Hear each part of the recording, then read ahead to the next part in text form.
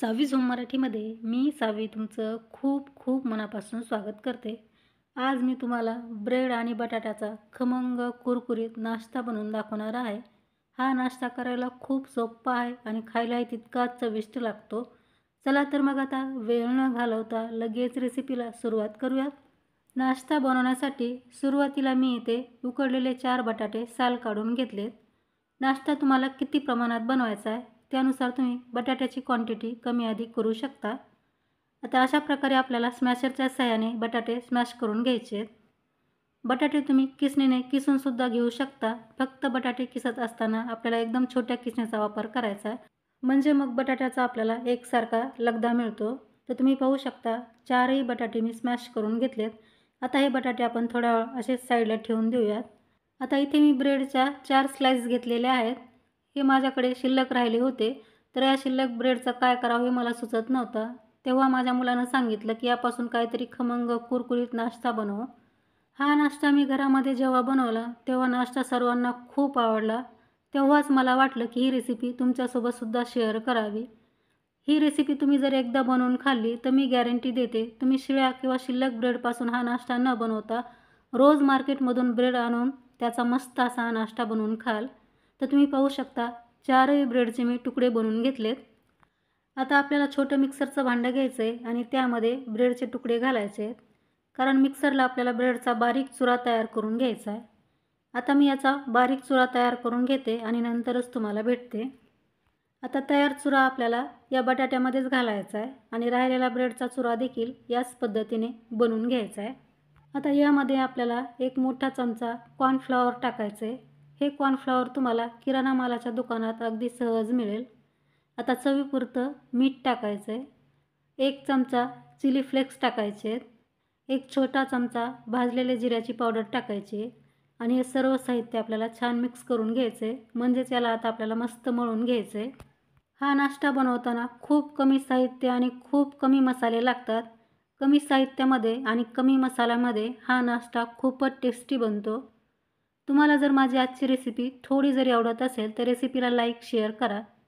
चॅनलवरती तुम्ही पहिल्यांदाच आला असाल तर प्लीज आपल्या सावी झोम मराठीला सबस्क्राईब करून समोरील बेल आयकॉनवरती क्लिक करा. म्हणजे माझ्या येणाऱ्या नवीन रेसिपीचं नोटिफिकेशन तुम्हाला सर्वात अगोदर मिळेल. तर तुम्ही पाहू शकता हे मिश्रण मी अगदी छान घट्टसर मळून घेतलं आहे. आता हात स्वच्छ केल्यानंतर पिठाचा छोटासा गोळा घ्यायचा आहे आणि हातावरती त्याचा असा छोटा रोल तयार करायचा आहे. आता पोळपाटाला थोडंसं तेल लावून घ्यायचं आहे आणि तयार रोल आपल्याला आता मोठा करून घ्यायचा आहे. या पद्धतीने रोल आपल्याला खूप जास्त जाडही नको आहे आणि खूप जास्त असा मोठाही नको आहे. तर तुम्ही पाहू शकता छान असा रोल मी तयार करून घेतला आहे. आता आपण हा रोल कट करून घेऊयात. याला कट करताना छोट्या छोट्या साईजमध्ये आपल्याला कट करून घ्यायचं आहे. या पद्धतीने तुम्ही पाहू शकता मी व्हिडिओमध्ये दाखवते त्याच प्रकारे तुम्हालासुद्धा हा रोल कट करून घ्यायचा आहे.